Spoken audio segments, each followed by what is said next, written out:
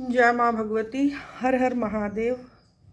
आज मैं आपको कुछ बातें, कुछ आदतें या फिर कुछ चीज़ें ऐसी आपको बताऊंगी जिसका हम यदि नित्य प्रति प्रयोग करें तो अनायासा ही हमें सुख, शांति, समृद्धि, वैभव, विलासिता, मान सम्मान और अनेक प्रकार के सुखों की प्राप्ति का आभास होने लगता है।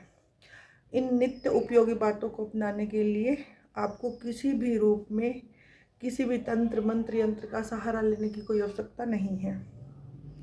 आप अपने दैनिक जीवन में, अपनी दिनचर्या में कुछ चीज़ें शामिल कर लीजिए और इन्हें फिर आप अपनी आदत बना लीजिए। आइए इन नित्य उपयोगी सूत्रों को आप अपने जीवन में श्रद्धापूर्वक अपनाइए और आर्थिक संपन्नता प्राप्त करिए।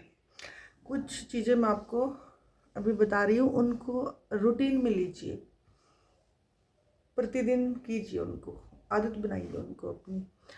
पहला है, प्रातःकाल सोकर उठने के पश्चात सबसे पहले आप अपने दोनों हाथों की हथेलियों को कुछ देर तक देखें, आपस में रब करें, रगड़ें उनको आपस में, फिर उन्हें चूमें और अपने चेहरे पर 3-4 बार फेरें।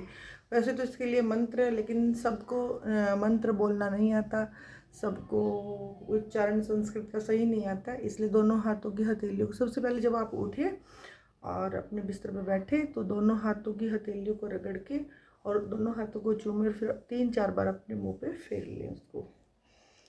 और उसके बाद फिर नाक के जो छिद्र होते हैं उन पे एकाग्रता से जानने का प्रयास करें कि कौन सा स्वर चल रहा है, और जो भी स्वर उस वक्त चल रहा हो सर्वप्रथम उसी तरफ का पाँव पृथ्वी पर रखें।